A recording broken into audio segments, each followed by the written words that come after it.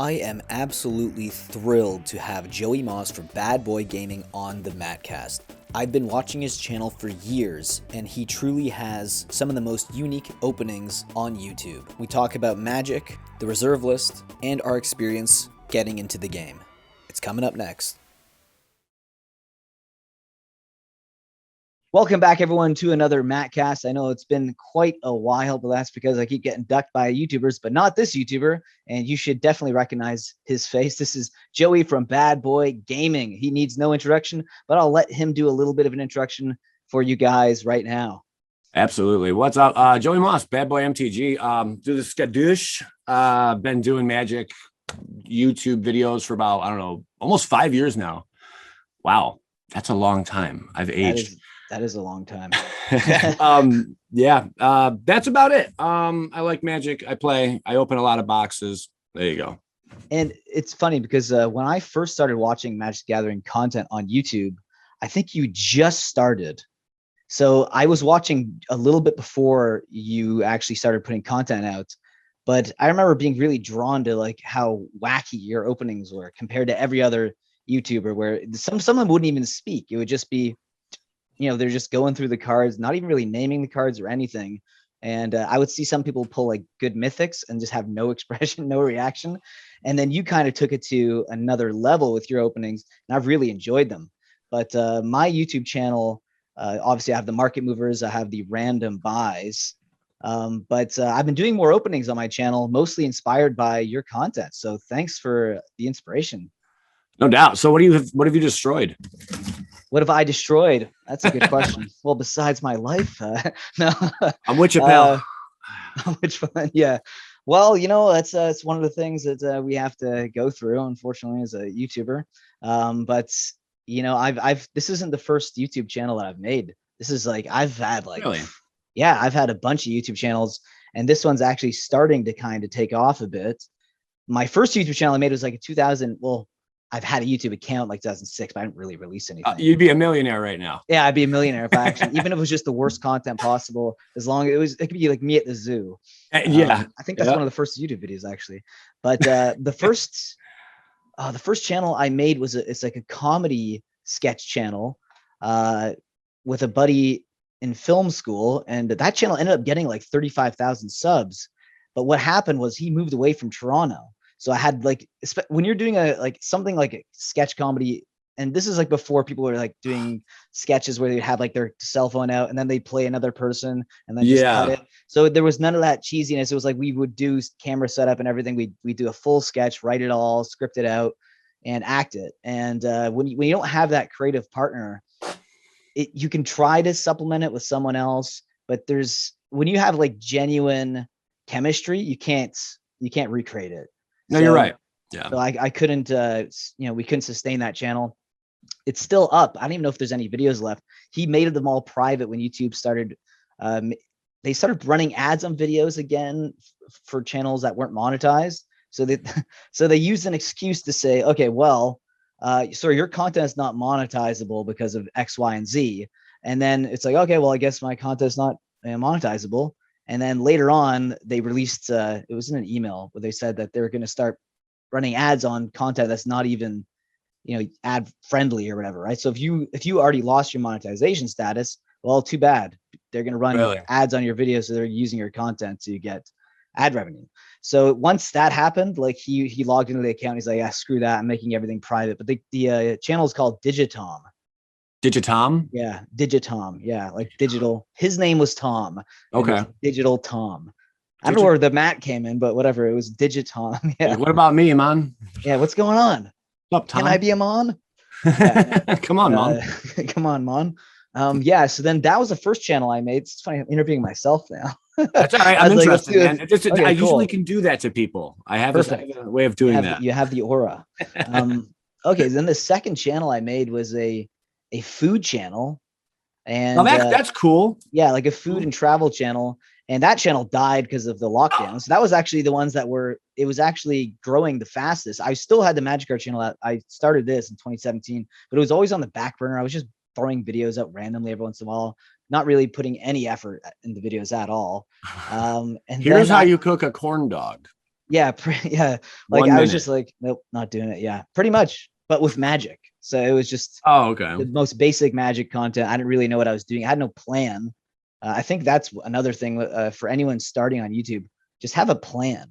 It's not like 2006 where you can kind of just put out anything, Anything, and yeah. things could catch with the algorithm. Now it's all like marketing. It's Yeah. structured videos. It's like, oh, it's just, but it's good. You learn more It's good, from yeah. it now. It's Yeah. competitive now is really what it is. It's highly competitive. Whatever you go into, whatever category, there is competition. Like even when I first started, there was not a lot of competition out there.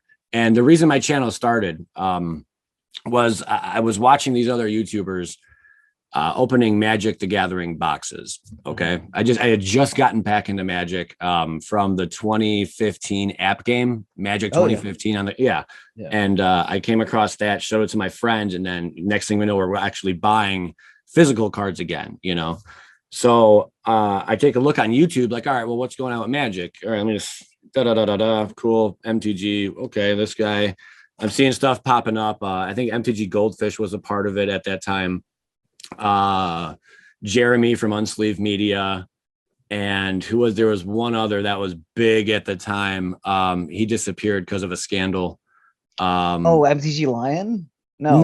No. Wait, I know what you're talking about. Yeah, Wedge. Yes, Wedge, the Mana Source. I was gonna say that with a lisp. Yeah. Yes, 100%. Wedge from the Mana Source. Yeah. So these were the guys I started watching because there wasn't really anything else out there. I mean, I'm sure there was a few others. Like I think Rudy started like a few months before I had. Literally, yeah. I remember watching when I first started watching Magic content. He was one of the first ones that I was watching. And then one of your videos was recommended.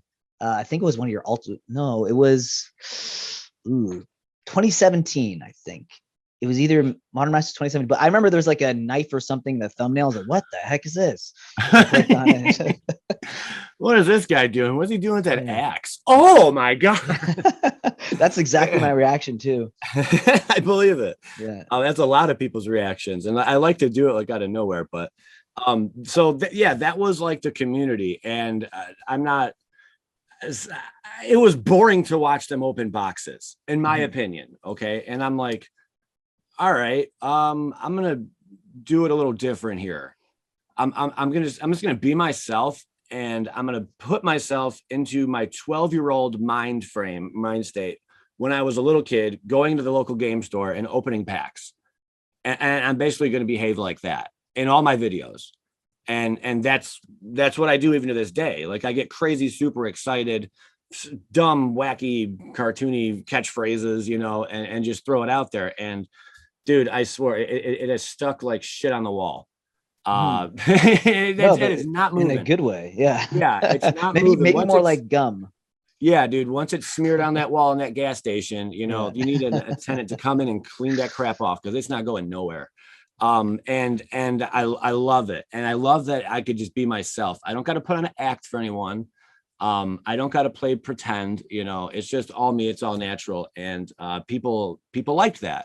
And also they started saying like it's relatable, where they're watching these other people and it's like, it's almost like they are putting on a show. It's scripted, you know. I'm not going to throw names out there, but some of the big ones, you can tell they're completely scripted. They're reading off a teleprompter, looking you right in the lens, and they're reading off a teleprompter. And it's like, that's not who you are.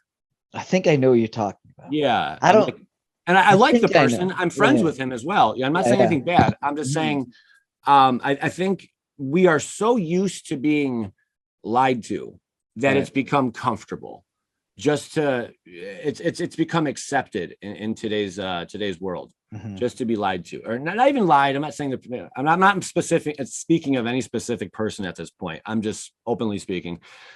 I would rather just shoot the breeze with you and bullshit in front of the camera rather than bullshit you, you know? And that's where I came out with all the content I have. Yeah. And destroying something, I don't know why I did that. I don't know where that even came from. I know that I remember heating up a blade. This is interesting. I remember heating up a blade over my stove in one of my early videos. There was a frog that made an appearance in that one also. And the frog hops across the screen. And then like within a couple minutes later, I have my stepson, he runs over and heats up the blade, you know, it's like red hot, and he comes over with it. And then I slice open this pack with the flaming hot knife, but it did nothing. It didn't even open the pack. It was a complete bust. I thought like it would catch on fire or something cool would happen. No, it was just a dud. But I think that was one of the first videos where I destroyed something. And I was so upset with that and how it did nothing that I'm like, all right, I need something else where I can destroy something. And that's where the axe came in. I went into my garage and I grabbed an axe. And then I'm like, all right, this will be an easier way to open a pack. Wham! You know, and just slam it down. And that's kind of where it all went. You know, shit just exploded on the screen. And people are like, what the F just happened? What? Thumbs up. What the you know, we don't see that nowhere else, you know, and I liked that. I like being that guy that stood out. And there was a lot of people that hated it. Still to this day. I get people that unsubs, thumbs down. If I drop a video where I destroy something, Matt, thumbs down. Yeah. I mean, it's definitely one of those. Oh, there's definitely duality to that, right? Because a part of it is people want to say, hey, well, their magic cards are valuable, they're worth money, but then they'll see someone destroy it and it triggers something in them. But at the end of the day, it's yours to waste. That's the fun. That's what's so fun about it, right? I'm the one taking the loss. Yeah, you're taking the loss. It's not anyone else. Although people will send you stuff, I've seen in the mail to destroy. That is something that does happen. One guy was crazy. He sent me the first sliver. He sent me 5 of them. One was foil, and he said, dude, destroy all of them. He only wanted you to keep the first one. First sliver. I think I told him I would not destroy the foil one. Okay. I'm like, I'm going to keep that. Thanks for sending them. I'm going to keep the foil one, which I'm glad I did. Hindsight, now it's like $100. I was going to say I remember the Modern Horizons 1 foils. They really were shooting up in value at first. Because a lot of them it was first time ever being printed. And anything sliver is almost like reserve list, right? Yes. I went out of my way, but once the reserve list popped up and I think they added some cards to it. And I think Sliver Queen was added to it. I could be wrong about what I'm telling you right now, or it was like when more interest, you know, went to reserve lists. I don't think Gaia's Cradle was on there at the time, or if it wasn't, at least the hype came around and then people jumped on the train, you know. But at that time, I remember purchasing I think it's 4 Sliver Queens in mint in near mint condition. I was so happy with that purchase. And my girlfriend, she's like, what do you want for your birthday? I'm like, I want a Sliver Queen. She's like, don't you already have 3? I'm like, yeah, but I want a 4th one. Playset, yeah. A playset, yeah. Because she doesn't understand. This is when she didn't play Magic. Now she does, though. I taught her how to play it. And she actually sometimes begs me, yeah, you got your girl playing too? Yeah. She's on Arena. I'm kidding. I'm not even kidding. She's probably playing MTG Arena right now. Isn't that crazy? Like they get like hooked onto it. It's weird. It's magical, you know, in a sense. But like I've tried to teach 2 of my exes before, and they're not around. Maybe Magic's a good way to kind of see if they're going to stick around. That is, yes. Basically teach them how to play Magic. If they like it, then maybe things are going to work out. Yeah. Because I've dated some other women and tried to get them into Magic. And these girls were kind of more of the they have their nose snooty. Snooty, like upper class, like my shit don't stink kind of chicks, you know, and they didn't really have any interest in Magic. And I'm like, be gone, you know, get the hell out of here. Done with you. We're done with you. I'm done with you. There's enough of this. You know, I need someone more on my level, you know. But yeah, it's really coa if you can get your partner, you know, into it. Yeah, that's a beautiful thing. And Sliver Queen is I still I can't believe I don't own a Sliver Queen. It's insane because I have a whole binder full of slivers. Like I have the Secret Lair, Sliver Overlord in there, but Gaia's Cradle, huh? You just had to pull it out on camera, huh? Demonetized. Dang it. Yeah, but Sliver Queen, I remember when all the reserve list buyouts were happening, the second round of them. Earlier in the year, like it started in December, but like January, February, like that card was just shooting up like crazy. Yeah. And then it basically just rose the level of all slivers because people are like, well, that's a great card for a Sliver commander deck. Oh wait, I need this sliver too. Yeah. So slivers are always one of those cards that anytime they release a new set with slivers, all of them go up. Yep. Like I just look at MTG Stocks, MTG Goldfish, literally they're all going up. Every time there's just any hype around a new set with slivers, especially the big honchos, the 5, the multicolor. Yeah, any sliver that's like has all 5 colors in it, you know, it's like Yeah. I think there's like 4 of them now, right? That are The big, I think it's like Sliver Hive Lord, first Sliver, Sliver Uh-huh. Queen, and then Sliver Legion are the 4 Yeah. big ones. The Yeah. 4 big ones, yeah. Yeah. Those ones always seem to hike up. And I remember when the Sliver Queen came out, or not when it came out, but I do remember that also. I was actually Yeah. opening packs when that first came out. Yeah. I wasn't around for that era. Yeah. I think we're around the same age though. Yeah. I'm 18. Well, I just turned 19. So it feels good. 25. Sorry. Oh, you look, yeah, Yeah. you look really old for your age. So Yeah, it's a little rough. I know. Ugh.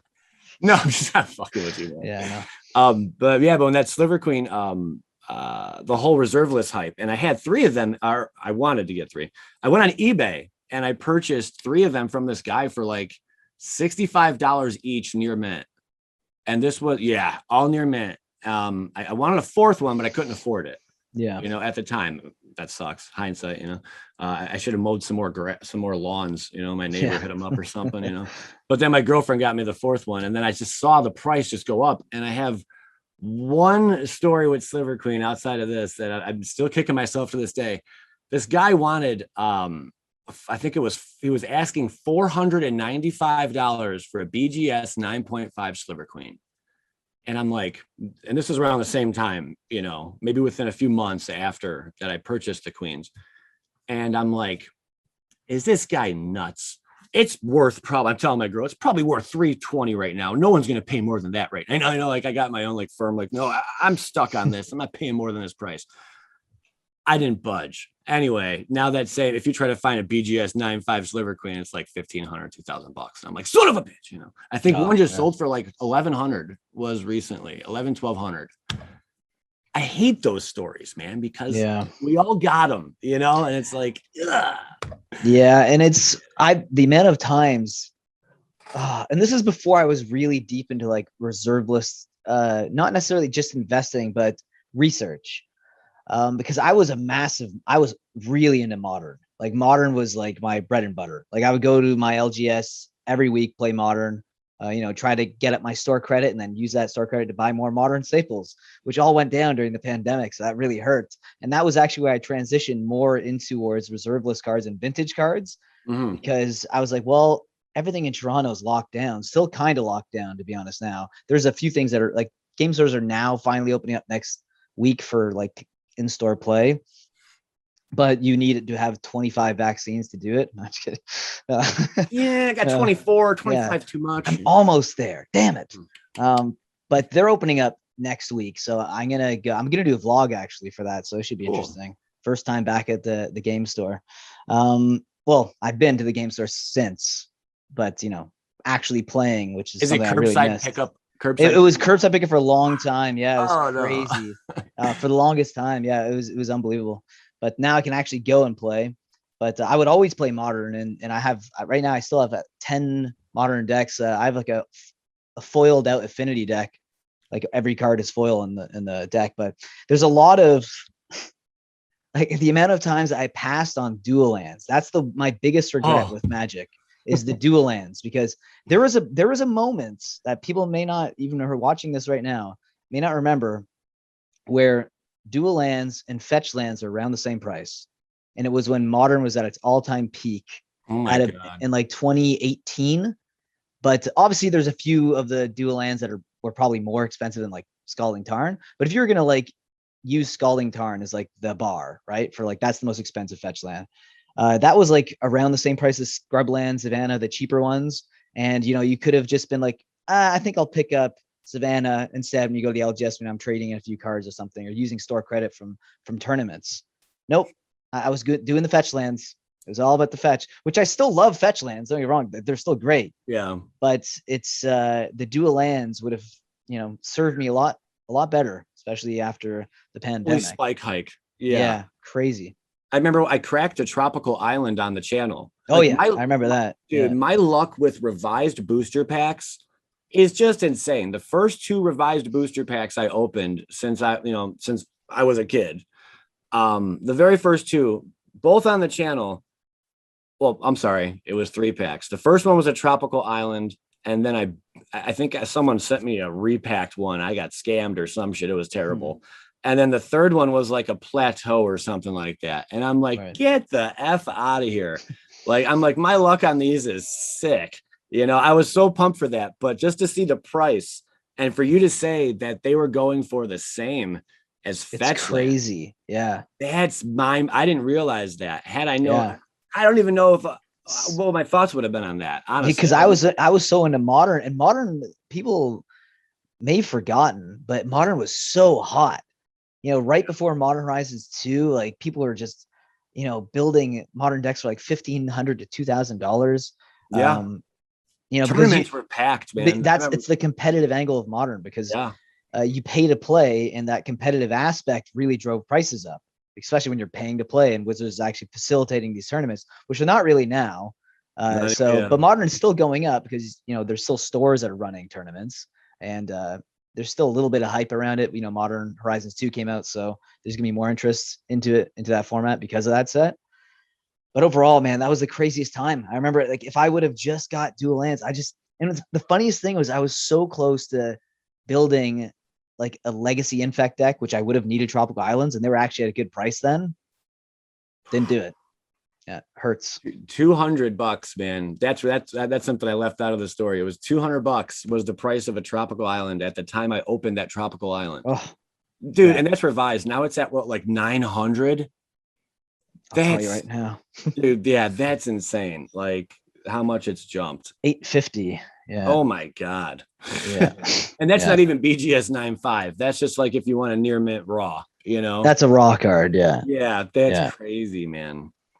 But I think, what do you think of the reserve list? Do you? Yeah, I guess that's like a good it? topic. Yeah. I do like it. I actually wish they could expand it more. Yes. Yeah, that's the way I feel about it, because I mean, I got hosed pretty bad with modern. Like, got revenge? I got destroyed. Yeah, like thank God I didn't sell, because a lot of them started going back up a little bit now. But there was a point where I did sell a few just to, you know, to facilitate some commander decks. But honestly, like that was brutal. Like I would never want that stuff to happen again. Like a crash like we had that in 2020. The reserve list, if modern cards were on the reserve list, a few of them, not all, like, you know, maybe throw 1 or 2 every year on. Do you have like modern? For like modern legacy commander, I don't know, like something, put like maybe just 1 or 2 cards from each format every year.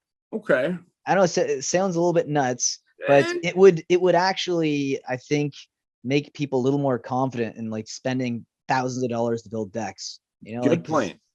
Because it's a lot of money. Like, and people, you know, they do love the game, but at the end of the day, it feels a little better when you're going through your cards later. Wow, these cards are worth this much. You know, I didn't just waste time and money.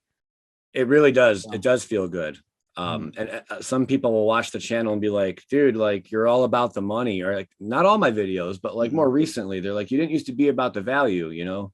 When I'm like, well, when you're spending as much money as I am, you hope to be able to retain some of that value down the road. Yeah. And I think that's what hurts, is seeing, okay, this set just rotated out of standard price.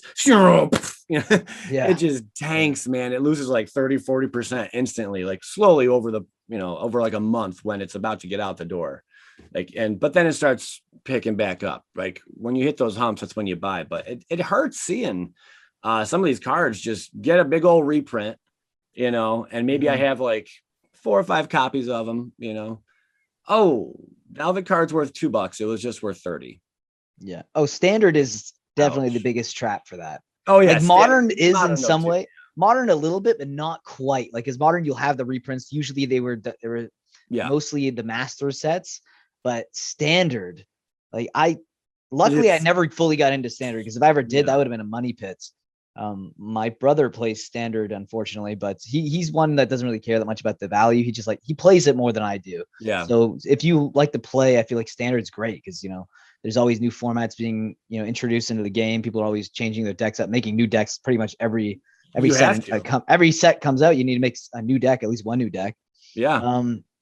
But modern, I just feel like the reserve list could actually help sustain some of the value. Like, for example, so one of my decks, I whip one out. Let me just whip it out on camera. Let me just take this one out. Here. So this is like one of my my burn deck. my Okay. Naya burn or Boros burn now. So Goblin Guide, this thing was like 45, 50 bucks at one point. I remember. Yep. Now it's like 10 bucks. Less.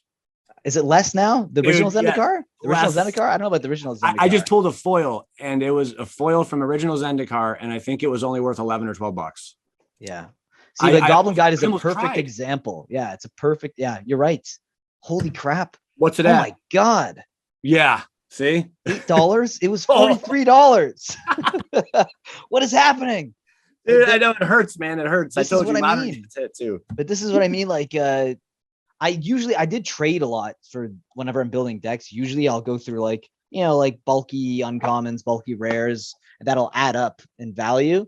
And then I use the store credit to try to build some modern decks. But if I would have instead used that for reserve list cards, that would have been nice. But I mean, I still played, but it's just, when you can't actually play in stores, that's where the pandemic really hurt. I wasn't able to play. I wasn't able to play in stores, and my cards were crashing. So yeah, it was a scare. It was the worst. It was terrible. The world is against LGSs, man. The last 2 years, the world's out to get them, and so is WOTC. It's so bad. Well, Secret Lair, I think, was like the first time I really started taking notice to how they were treating LGSs. Yeah, where they were basically able to sell cards directly. Which I bought a few Secret Lairs. Like I'm not gonna. Yeah, I'm not gonna trash Secret Lairs too much. But for example, like I think one of the most blatant ones they ever did was like the Thalia one, where it was basically just a play set that you can throw. You can throw it right into modern deck, throw it right into a legacy deck. That's like if you're a player, looking to build a deck to play modern or whatever format, you'd be like, oh great, there's my play set right there. I don't have to go to LGS. Done. Order it straight from WOTC. Yeah. Yep. Yeah, man. If you think about it, they are printing dollar bills. They're printing money when it comes to Secret Lair. I mean, how much does it really cost to send that out? Yeah. The secondary market, dude, they're like, oh, there's a secondary market. Sweet. All right. Yeah, actually, one of the first videos I ever did on my channel was about the secondary market. And I think it's a pretty terrible video now. I watched it recently. I was cringing. But the older video is always a cringe when you watch those older ones. But I was talking about how like people keep saying that Wizards don't pay attention to the secondary market. I'm like, that's literally what master sets are. Yeah. Yes. Yeah. That's literally what they are. They're looking at the secondary market and saying, hey, these cards are played. They're going up in value. Let's reprint. Yeah. And wait, what was before that? From the Vault. From the Vault was like one of the first kind of ideas of that. Yeah. That was, I remember when I first. Sets. Yep. Yeah, the 22. So when I first got, actually, that's a good segue. Because I was going to say when I was first got into Magic, they had From the Vaults, but when I got back in again, I think they just discontinued them. But when did you actually get into Magic for the first time? First time, I don't know if I was 11 years old or 12. It was 8th grade woodshop. So God, that's where you got your axe skills for the just ironically, cards, yeah. A friend introduced me to it. My buddy Adamo, who still will play on a rare occasion now. But like I said, when I first got back into it, outside of the 90s, like me and him, he was coming over. We were playing a whole bunch, But yeah, it's been, oh my God, what was it? 1998. I got into it. I remember walking into an LGS, which is no longer there, of course. Yeah. And they had Ice Age, they had Legends packs on the shelf. I mean, this was like 95. Yeah, 1995 or 1996 is when I first walked in to a local game store for non-sports cards. So yeah, oh my God, feels like forever. But man, it was a cool time. I remember Black Lotuses were $75, and me and my buddy Adama looked at each other like, "What's this guy nuts?" Yeah, and those are for unlimited Black Lotuses, and I'm like, $75, like there's no way we're gonna pay that, besides we didn't have the money. But just to think that same card now probably in that same condition, it's like 15 grand, 20 grand, it's like, oh my God, probably around there. Have just soared. Like who would have known any of this stuff would be where it's at now? It's nuts. Yeah, so you got into it way earlier than I did. Although right around that same time, a friend did give me like a long box full of cards, I remember. But I don't know what happened to them. My mom was one of the people who thought that they were like demonic. The cards are really demonic. Yeah, So that was big that was in a the big thing in the 90s. 90s. Yeah, and that was the 90s. My friend gave me this long box, which is weird because then that person who gave me the long box actually did help murder his friend, his dad. So like maybe there was something screwed up in his head. Go figure. Yeah, that's a little bit odd, but either way, he did give me a long box full of cards, and I remember looking at them, and the one of the artwork, what was it, Feast of the Unicorn or something? That thing stuck out like crazy. I remember just the I can apple in its picture mouth. that. Yeah. That card, I remember just like being like, man, that's such an interesting card, and even that was like my first experience with Magic. Never played it, but I always remembered the look of that card. And then when I got back, like when I got into Magic, it was because a friend was playing it.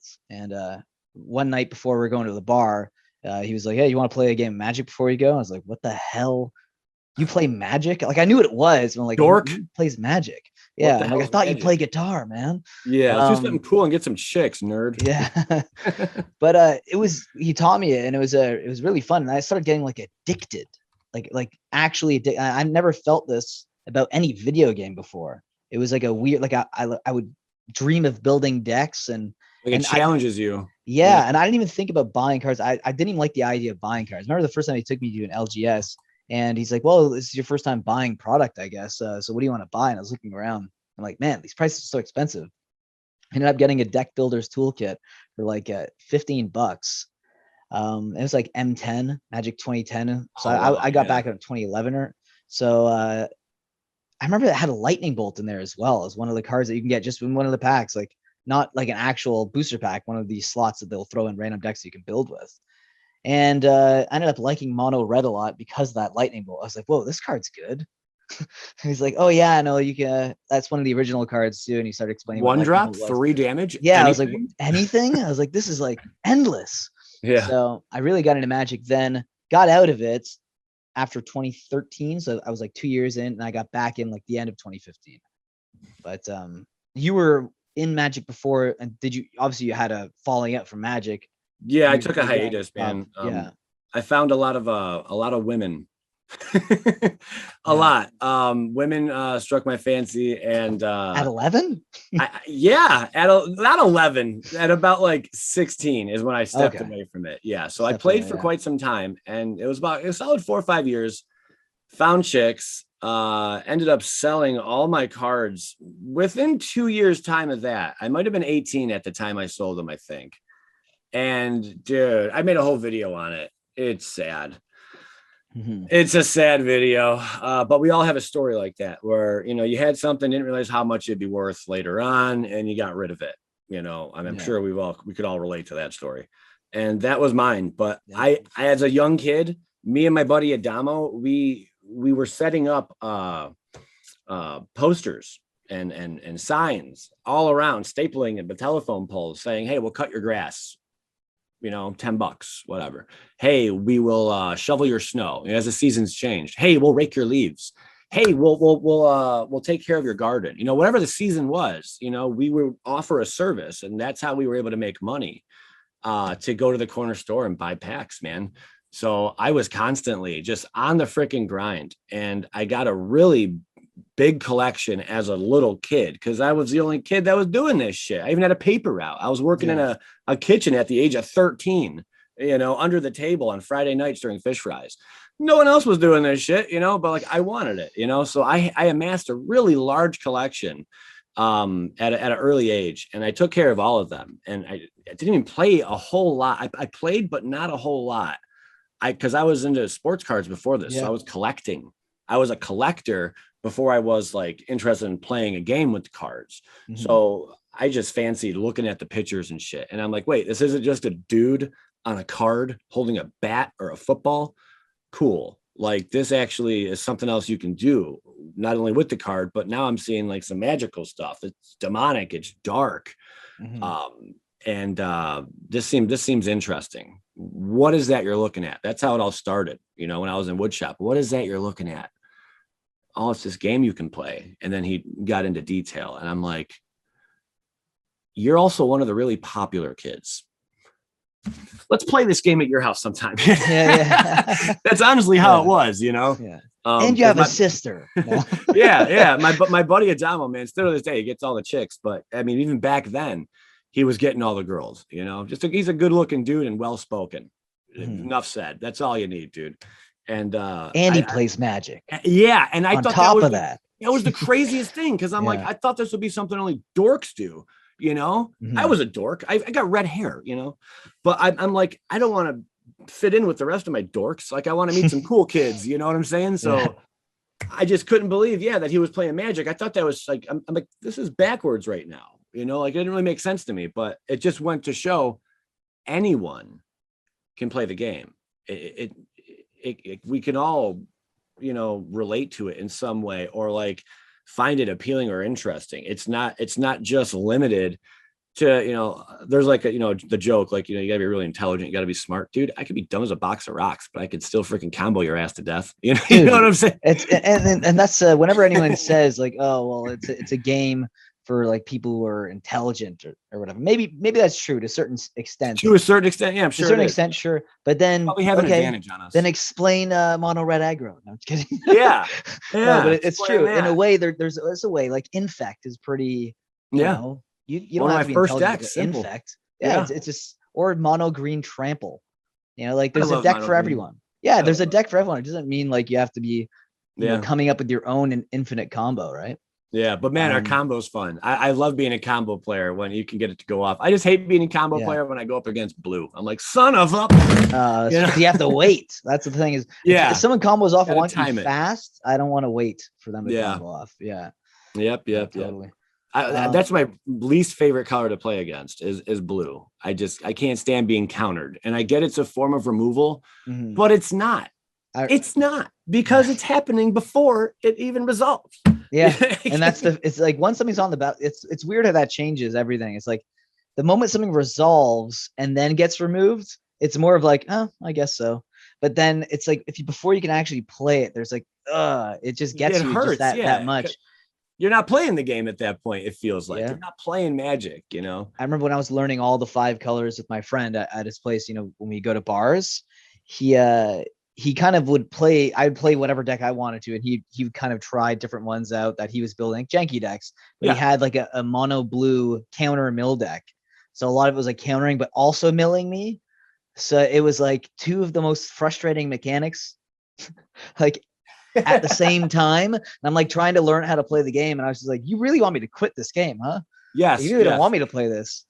Yeah. That's the worst, learning from someone who's really good and they don't really care to teach you shit. Yeah. I went through that. My friend, I didn't understand. My first deck was mono green. I'm looking for my phone so I could plug the damn thing in, but I'm looking at 3 different phones. Not one is mine. Hold on. I know it's about to die. Damn it. Ah! Okay. Sorry. I'm going to be recording a video after this, so I just wanted to make sure I'm getting juice before that happens. Oh yeah, you use your phone for recording your videos as well. So you use this cam to get you, and then you have another one just facing the table. Right? Yeah. Yep. Okay, and sometimes I'll do both. Like I'll record a video in like a screen in screen. Like I'll show the cards I'm opening. Like that's usually for something like really cool or like really expensive. I'm surprised I didn't do it with the Exodus box, but just something really cool. Like I'll have my face in the video as well and the overview. But because my my original setup, the cameras were so cheap, I had like the 1080p as we were discussing before this, you know, or whatever, $60. I've had that camera for 4 years. I finally upgraded, but I tried having 2 of them to record like, all right, here's this angle. And then there's me being recorded at the same time. The quality is just so shitty. I could never do it. And that honestly frustrated me and kind of like upset me because I didn't have the money to afford the nicer camera until just recently, you know, after like stacking a little bit and saving a little bit and flipping some shit.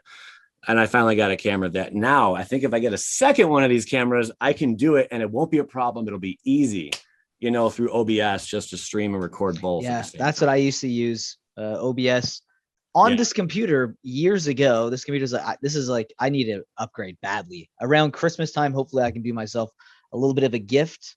It will help the channel out for sure because I want to upgrade that camera. I want to upgrade the computer as well. This thing it's on its last legs. That's why I'm not using OBS now, because I literally can't install it. If I install it, the computer will crash. So when I do my live streams, I just do basically this, and then I'll have the cards, and I'll have to show them like this, and someone does a super chat or whatever. Ideally, I'd like to have, hey, I have my free camera here to do whatever I want. Yeah. And then have one camera on my face. You can set that up with OBS properly, but I use Premiere Pro for all Premiere my Pro, huh? Yeah, all my editing. No shit. I use WeVideo. A lot of people ask me, and I never tell them that. But since you shared yours, you show me yours, I show you mine, kind of thing. So yeah, I use WeVideo. But I think, go on. I was gonna say, I have to use like Premiere Pro. Like I've used a lot of other like free software and stuff, and no, it's just Premiere Pro. It's just closer to what I learned in film school, which is Final Cut, and it's just everything is so much more streamlined. Yeah. And you can do a lot of stuff in Premiere Pro. Like it's almost like After Effects, well, like on a lower degree. So like some of the videos I've done on the channel, it took a long time to edit. I wouldn't be able to do that, I don't think, with free editing software. There's just no way. Yeah. My WeVideo, not free. That one you pay, how much is it a subscription fee, or is it you pay one time? Annually. Yeah, I pay annually. I have the best package, whatever that is. I think it might be with upgrades, it's like 300 something, like $300 a year. Which okay. I don't think is bad, because I mean, some of the bad. That's cheaper than Premiere Pro. Okay. Yeah. I'm able to get like these dragons that like pop up and shit on screen and like shoot out flames, and you get all the effects, and it looked kind of realistic. Yeah, why not? Yeah, that's not bad. And people are like, wow, man, that's pretty good. And like, it comes, it's baked in, right? It's baked into the software. Well, it's not even software. It's like Premiere Pro doesn't have that. Like I have like ways to transition things, cut things, but I'll have to go to external links if I want to add any sort of graphics. I'll have to download packages, or I'll just find stuff on the internet, and I'll just keyframe it in myself. But that's interesting. WeVideos, I didn't even know about that. I thought it was a free video software. I had no idea that it was. And they use it in schools a lot. I guess my son, my oldest, he just told me, he's like, yeah, we're using WeVideo, this semester. I'm like, really? That's crazy. My girlfriend's the one that actually told me about WeVideo, because I got so frustrated. Oh my God, I was using, it was free on Windows. They had some Movie Maker. Yeah, I was using that forever, dude. Yeah. And I loved it because it was so simple. Yeah. And it was so fast. Just to go clip, upload, done, when I was doing my gameplays. I'm like, this is perfect. Well, they took it away, them bastards. I was so upset because I was using it, and it was free, and I was comfortable with it, and I would be done with videos in a flash on there. That was the first video software I ever learned how to edit. Like I would steal my parents' video camera, their camcord, and me and my brother would be I'm a twin, by the way, but he doesn't look like me. It's like a fraternal. But we'd always be like stealing their cameras that they wanted to use for trips, and we just make our own movies, short films, and we'd edit them with Windows Movie Maker. And I remember the first time we learned how to throw songs into into editing. We were just trying to like recreate every Quentin Tarantino scene. Oh, dude, love it. It was the greatest. Yeah. But now Premiere Pro, I can do a lot more than that, but it does suck that they got rid of it. Yeah. And I tried to upload or downloading, they came out with something to replace it, and it was just nothing in comparison. Like it was all like, I have to relearn all this, and it's missing this feature and this. I'm like, F this. And I kind of got depressed. I'm not gonna lie, man. Because all my videos were taking me forever to figure out how to do. And I got a little depressed for probably like 2-3 weeks, and I was just down in the dumps. And my girlfriend, so sweet of her. She just, not even my girlfriend, she's like almost like my wife now. I don't know if I'll ever ask her to marry me. Whole nother topic, but I should one day. But she just came across WeVideo for me, did some research, took it under her wing, and I was like, all right, what do you find? And here it is. And then WeVideo, I'm like, this does everything I want it to do and more. I'm like, perfect. And it's simple to use. I'm like, perfect. I'm using this shit. Only thing I don't like about it is it maybe there's an option. I haven't really looked around, but I kind of have. I don't like how I can't make my letters outlined unless I use like a certain format where like if there's a background behind. Yeah, I know what you mean. Yeah. Yeah, you know how like some like my prices Mm. pop up and there's no like bold black around the white to make it pop on the screen. Yeah. I'd have to use like a different kind of I don't know, something different. You can't just change it like in fonts, like where it's like, okay, you know, add what do they call it? Starts with an S. It's Stroke. Stroke. Yeah, there's a strokes, fills, shadows, backgrounds. Yeah. Yeah. They don't And even then they you don't can offer do that. Yeah, I'm they don't like, have any masks or anything. Yeah. and like that's shitty. Like that, I complained to them already. Like I started swearing at them. I can become a dick really quick because they responded to me kind of like in a jerky way. So I responded to them back. Yeah. Like, you guys suck. You need to have some stroke in your game. You know? Yeah. No, no. Well, weird. I mean, it's more, I think for you, it'd be more stressful because that's your main source of income. Is it the channel? Channel. Yeah. The Yeah. ad So like revenue if is that's your #1. job, like if that's your job, it's like, hey man, this is my job. Like you got to sort this out. Of course, yeah. There's gonna be a lot Yeah. more. Yeah, no doubt. I don't know. Yeah. Um, I mean, maybe there is a way to do it, and maybe I'm just stupid and haven't figured it out. I would pray not, though. I think they responded to me and said, no, there's not. We don't have anything yet, but it's something we're looking into for updates and shit. I'm like, okay, cool. Yeah, they'll probably Well, that's why you pay the subscription fee, right? So like people can keep working on it. It's not like a one-time thing. Right. So the Yeah. software can keep developing better. Oh, That's yeah. kind of like, It's really good. It's impressive. yeah, that's the one thing I kind of like and don't like at the same time. Premiere Pro is it's expensive and it's like you have to pay every month. And I have the whole suite because just like even though I literally only use like 3 programs, I'm like, you know what, but one day, you know, like I might lose my job and I'll have to be like forced to I might as well just learn all these programs on it if I can. But it's like $85 a month for like a whole year. I mean, but you're using it, right? You're putting Yeah, but and- it comes to over $1,000 a year. Yeah, and I have the best one in WeVideo, like the highest you can get. The highest you can It's get. only yeah. 300 something. But it only is the video editing software. There's nothing else that goes along with it. Is there like a program where you can do thumbnails and stuff? Like a Photoshop program? Not, I mean, maybe there is, but no. I honestly haven't really explored it there. I think it's just an editing software because I pay for Photoshop monthly as well. I pay like $20. Oh, okay. So you do so. $14. Okay, there you go. Yeah. So you're kind of doing the same thing with Adobe because I just got the whole package just in case. I was like, it seems like a deal. I'm like, whatever. Even if I'm not using most of the stuff, maybe it'll save me in the future. But have you been to any Magic Fests? Yes, I have. I've been to 2, both in Cleveland though. Okay. I mean, I really don't get out, but I mean, it was cool. Like, I think I only had at the time like 25,000 subscribers. I say only.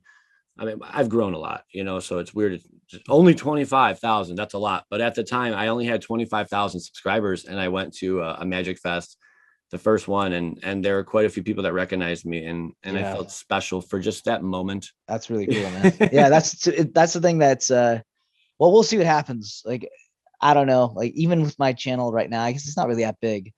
That's what she said. But when it gets, she still says that. Yeah, but like at one point, like I imagine if my channel gets to at least even a little bit bigger. How many subs you at? 6,000. I just hit 6,000 now. You were a lot smaller than that when I first came across you. You were at what, 1,000, 2,000 when I first saw you? Probably like around 1.5. You were. So you grew a lot. But you know what? You know what's crazy is I used to bitch in my mind, and I'd bitch to the woman too, like just venting, not bitching, but venting. I would be like, man, they really need, like, I really want someone to do a market watch. How I can't. What's his name? He does the market watch videos. Heroes and Legends. What is it? Yeah, Heroes and Legends. Yeah. I'm like, they really need someone to come along and do just a daily market watch on cards. You know, like I would really like that. And then out pop your ass. And I'm like, yes, this is good. Who's this dude? You know, yeah, because you were one of the first people. Yeah, because I remember this is actually a good story. I'm glad you brought this up. Because I remember when I first started doing this, I was doing it for about a month, and I kept doing them because I was getting so much hate on Reddit, because I'd post my videos on Reddit. Dude, Reddit on hates MTG everyone. on MTG Finance, and I was getting so much hate for no reason, and like literally no reason. Like there's no reason. I've had it before. That's why I'm laughing. So like And the funny thing is, like, I was like, you know what, man, like I'm in, what can be worse? Like, I'm in Toronto. We've been locked down for a year. I was like, you know what? I'm laughing, like, let's do this. Let's do this. So every day I was posting on Digi Finance the same video all the time, like, what the heck? And we get like downvoted to like 2%. It would be like 2%, like 98% of people downvoted it. I'm like, I'm gonna keep doing it. I just kept doing it. I kept getting so much hate, and it literally like fueled me. Like it fueled me into like a frenzy of, I don't care. I'm just gonna keep doing it. Yeah, good Until for you. eventually, the algorithm started to like kick in. I guess people are searching for my content either, because I think that's one of the things that YouTube likes now. If someone searches specifically for like Bad Boy Gaming MTG, so you could tell like a bunch of marketers all over the world, hey guys, search on YouTube Bad Boy MTG, and then it would actually, your channel would rise. Like the algorithm would suggest it more. So maybe there's so many people who are hating my channel that were doing that just to try to like, dumb down my video or something. I don't know. And it helped it, huh? It could have helped it. Yeah. And I remember when I saw your comment on my video, I remember like being like, babe. And I like showed my wife. I was like, holy crap. Like Bad Boy Gaming. Like he just like commented. I was like in a frenzy. I was like, holy crap.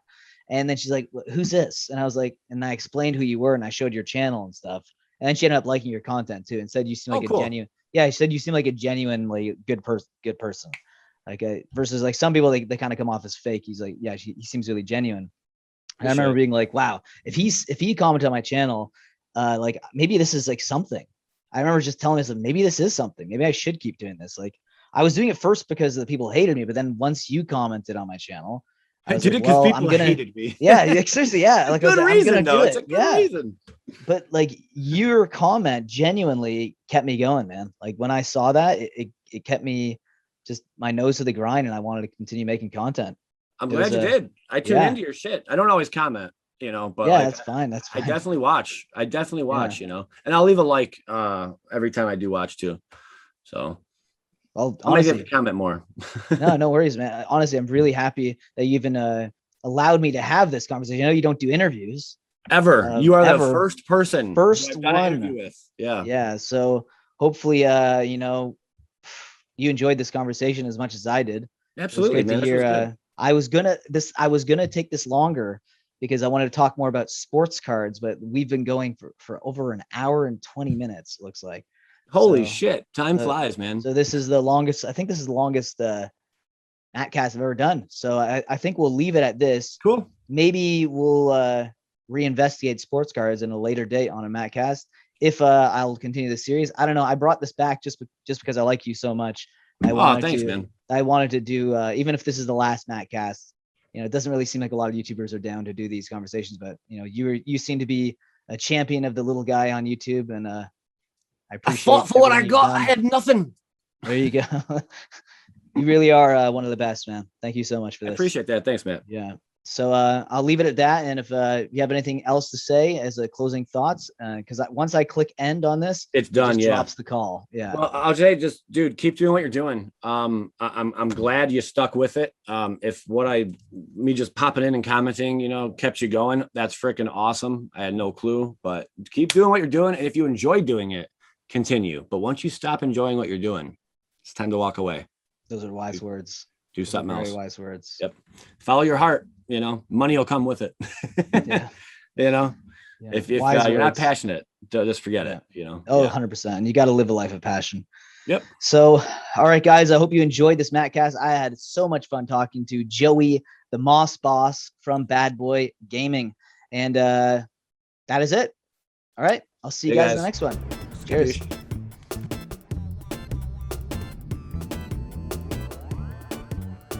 Being a patron will help me produce more market movers and add to the funds that I will use for my random buys, and also to my coffee fund, because I drink a lot of coffee for these videos.